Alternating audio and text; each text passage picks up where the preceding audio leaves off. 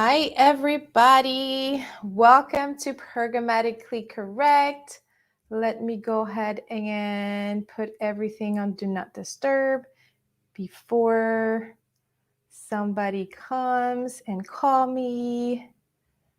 The struggle is real today. How's everybody going? Hi. I am super excited to talk to you guys today because we're going to talk about the programmatic ecosystem.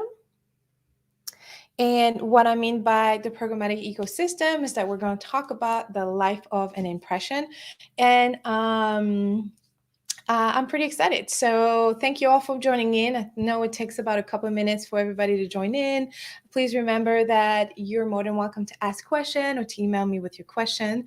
Welcome to the Programmatically Correct Programmatically Correct. I am your host, Ellen Parker. I am the host of the Programmatic Digest podcast and Chief Programmatic Sensei of Ellen Parker Consulting.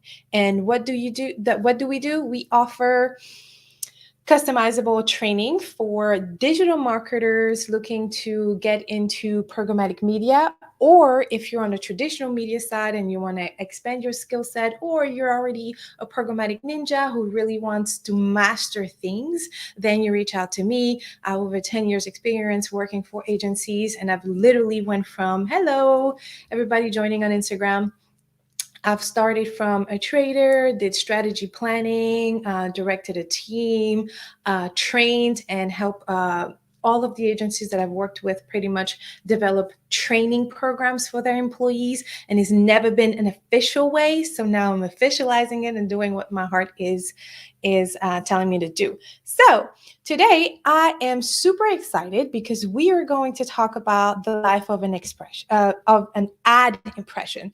So just in case if you were trying to figure out like, oh, how is this ad that is served to me on a website happening? So on Monday, and if you're not on any of the YouTube, LinkedIn, or Facebook Live, that's for Instagram, I apologize. I do have like a small presentation. So if you want to hop there, that's absolutely fine. If not, you'll have access to the actual presentation after the live. This should be taking about 10 to 15 minutes. So on Monday, we talked about what is programmatic advertising, why is it important? And in recap, programmatic advertising is just a fancy word for automation of placing your ad. It usually involves a lot of technology like a DSP or SSP, which is what we're going to talk about, who is involved in that ad impression life.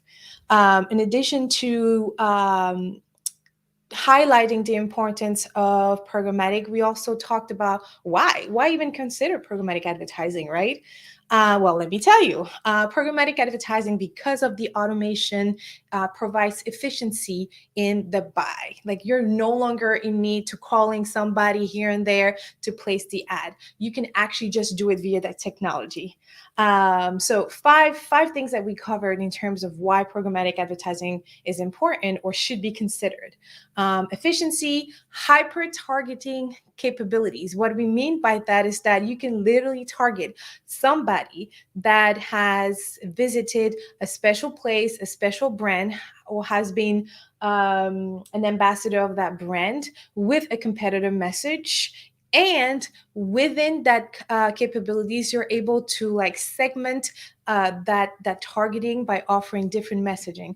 I think the retail space does a great job. I mean, the Fashion Novas of the world does a great job at retargeting you with a specific ad. Amazon does a great job. So think hyper targetability, meaning like the ad that might be shown to me will be different from the ad that will be shown to my husband. So that's what we talk about. That's what we mean by hyper targeting capabilities.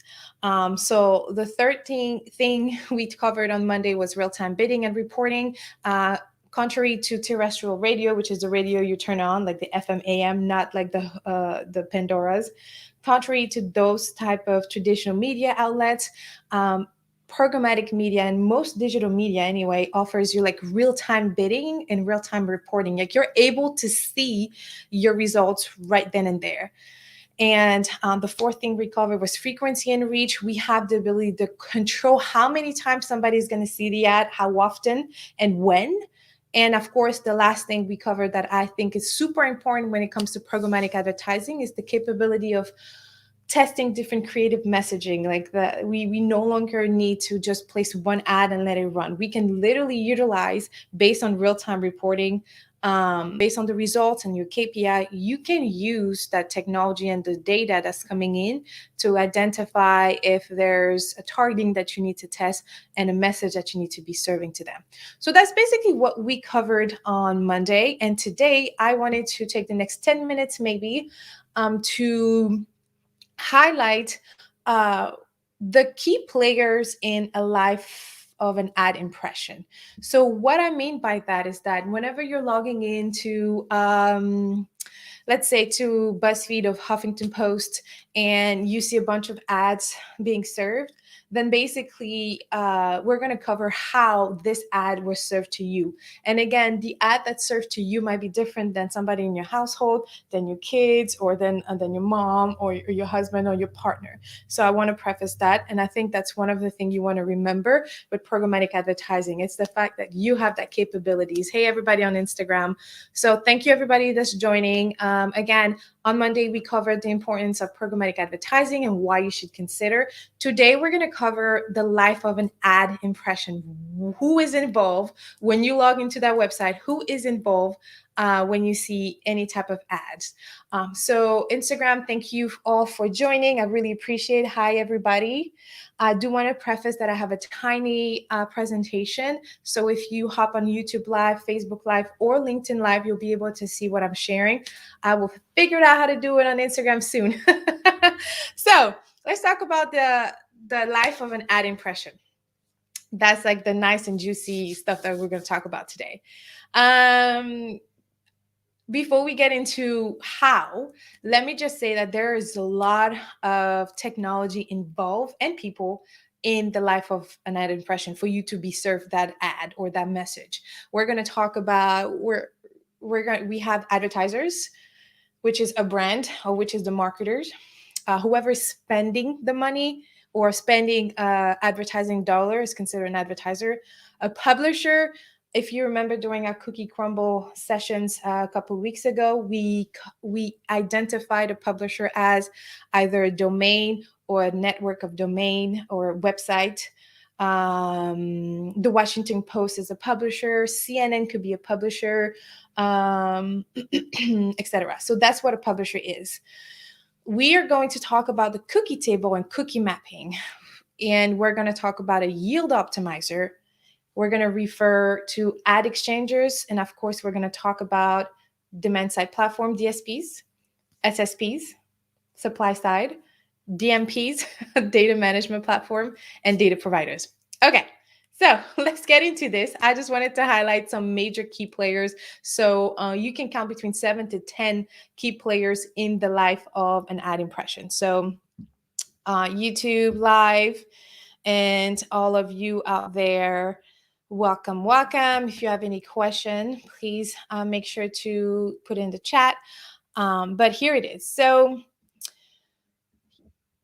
if we had to recap how fast an ad is being purchased in the auction, we would compare it to as fast as you blinking. So we serve the ad within the auction. An ad is being purchased and served to the publisher or to the consumer faster than you can even blink your eyelash, right? You can even blink your eye. And that's about 100 milliseconds. 100 milliseconds. That's how fast you can blink your eye, right? Like you just bat your eyelashes. So this whole process that we're about to cover is pretty much it. Like we're doing this faster than 100 milliseconds. So let me get this party started here. Okay, there it is. So the life of an ad impression. So we have consumers. That's you. That's us. That's you and me. We're living our best life. We're minding our business, and then we remember, oh snap! I heard something was happening. Let me go ahead and check on blackentrepreneurs.com or on BuzzFeed or whatever. So I'll go ahead and log in, and then I'm in front of my computer. So in the slideshow, that's 11 milliseconds. When we just the fact that we've logged into that website, just loading the website, it's telling the publishers that there's an opportunity to serve a message. So the publisher sends this bid request. It sends that request via an ad server through a yield optimizer into an ad exchange. Let me pause here.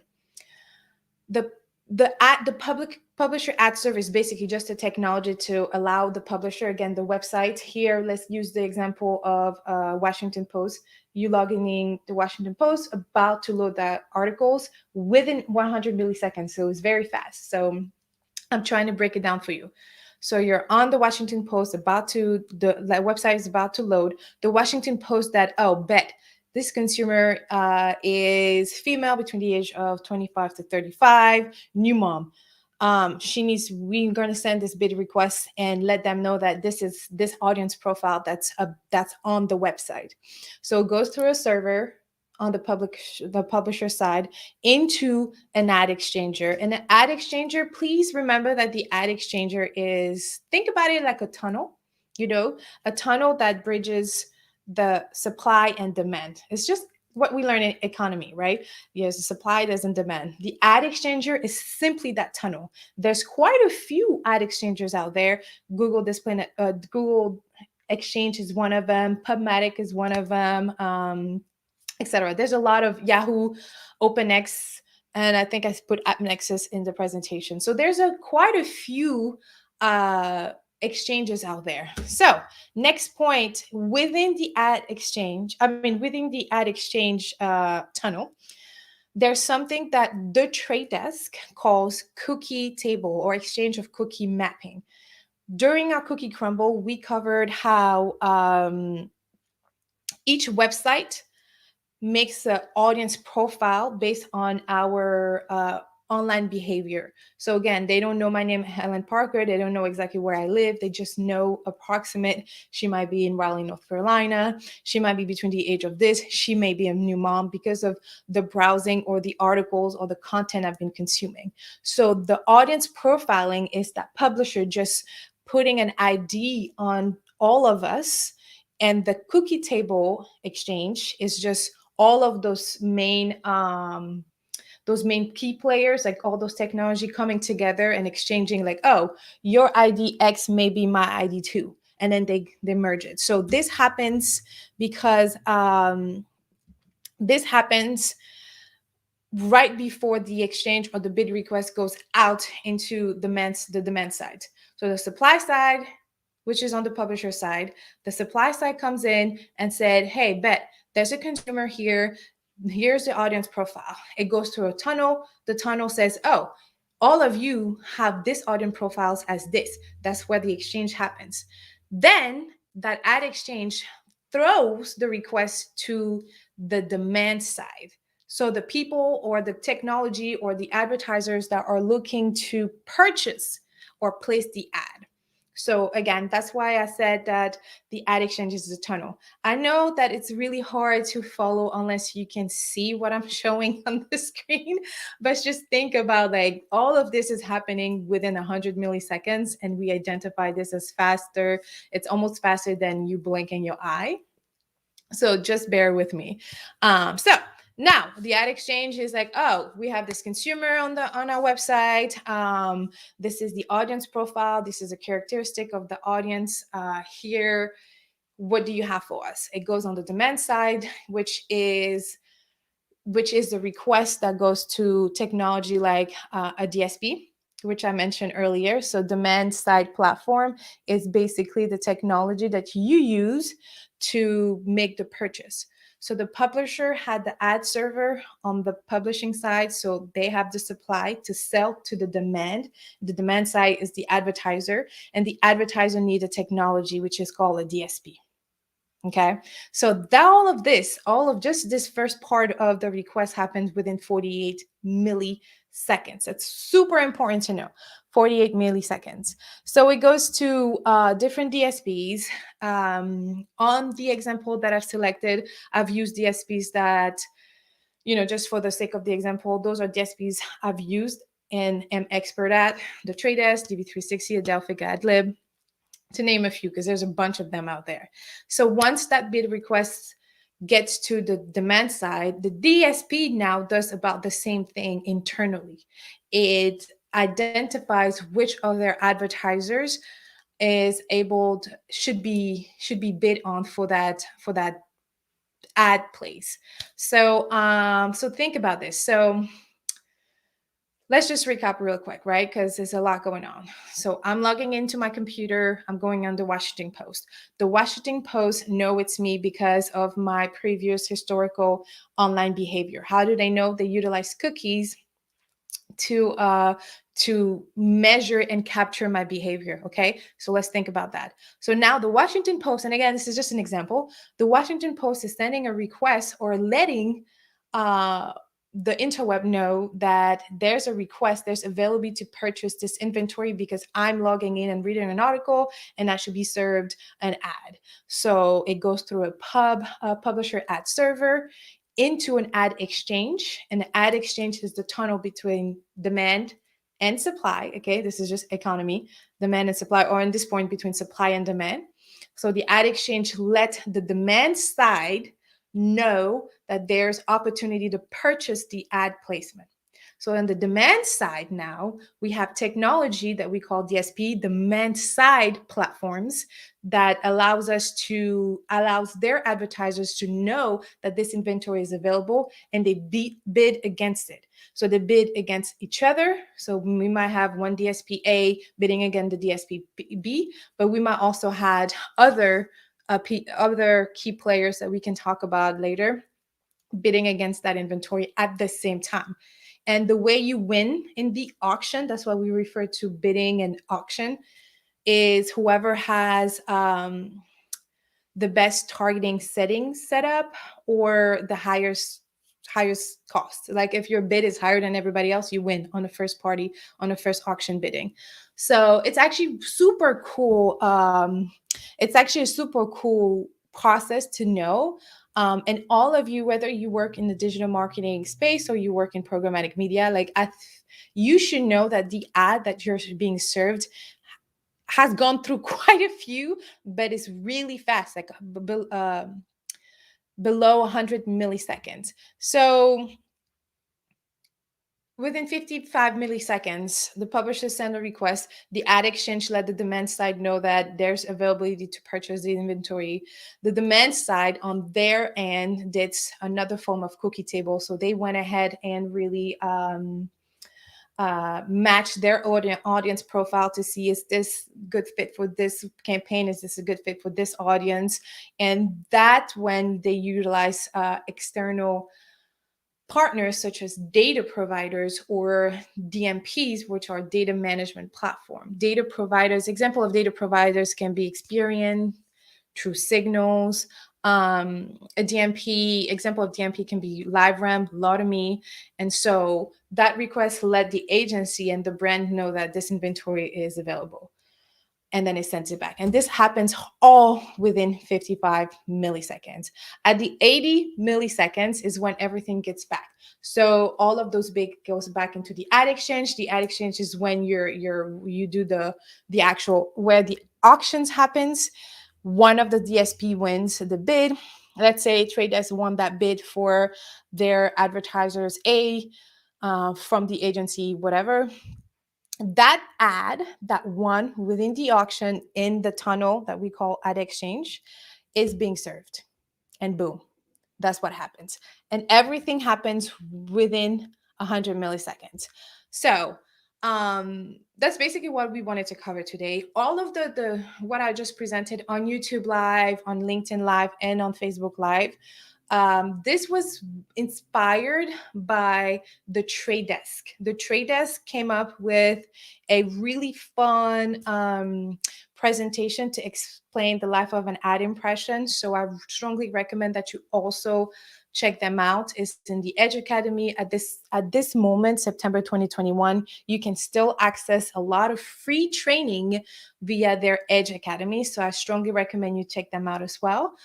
So Instagram, I hope you were able to follow through. I know there was a lot of words thrown at you, but in recap, when you're seeing every time, I want you to remember that every time you log into a website or you see an ad, whether relevant to you or not, just know that it went through a lot of things in the back end through an auction from the supply to the demand side in order for you to be served that message. So that's pretty much what we want to remember when it comes to the life of an ad impression. I threw a lot of terms out here: DMP, DSP, SSPs. We're actually working, me and my team at Ellen Parker Consulting, we're working on like this glossary, a programmatic glossary, where whenever you come across some type of words, something, everything is in there. The glossary is like literally a Google Drive doc. Anyone can access. It's on the screen, and I should have put it on Instagram. I apologize, but like I said, once this is published, I'll make sure to add all the resource in the next day or so in the comments. So check out the programmatic glossary. It's a work in progress. I didn't come up with all of the definition. I literally am still searching through the internet to come up with, to see which one has explained the particular term or keywords the best, and then I literally copy pasted it. Of course, I put the resources there just in case the person wants to go in and look for more information via that. So thank you so much, everyone that joined today. That is part of the Programmatically Correct. We are demystifying programmatic media for the busy digital marketers. And if you're not currently offering programmatic media or working with a partner, you should. Programmatic media holds 83% or above 80% of the total digital marketing spend in the US. There is a lot of opportunity to grow in this industry. And this industry is fairly young. It's not even 10 to 15 years old, okay, compared to like a print or traditional media or even like SEO. So thank you so much for joining in. I'm Ellen Parker. I'm super excited for Monday. We're going to talk about, give me 1 second. Let me pull the calendar. On Monday, we're going to talk about, going once, there it is.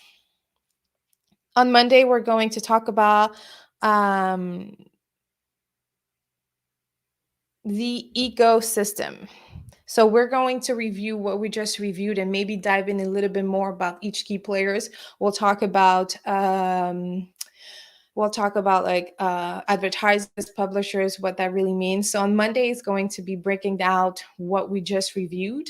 And then if you have any question, as always, you feel free to email me at info@ellenparker.com or reach out to me via wherever you are seeing this right now, streaming this. I'm very, very active.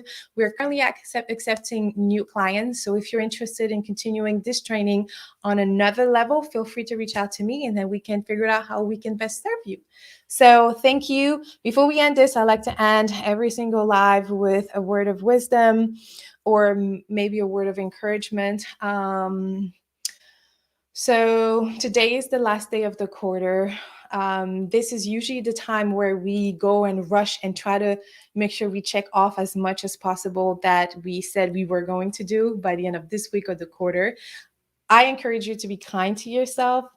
If you missed a goal, that's an opportunity to do better. And I always like to say that today should make yesterday jealous, and tomorrow will be making today and yesterday even more jealous, if that makes sense. I didn't come up with the quote, though. This quote was from somebody. So make sure that whatever you do today, you do it with kindness to yourself, to your mental health, and to your physical health, and that you make sure you share that kindness, because people are special out there. People are special, and I love the people because I'm one of them.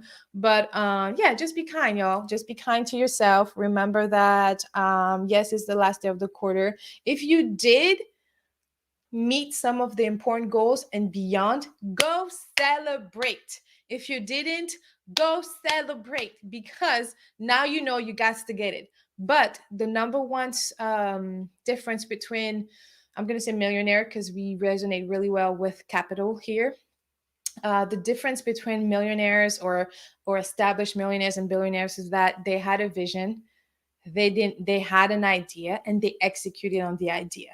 Okay, so focus on that one thing, execute on that one thing. Even if you do 1% more every day, you would have increased by 37% by the end of the year, I think.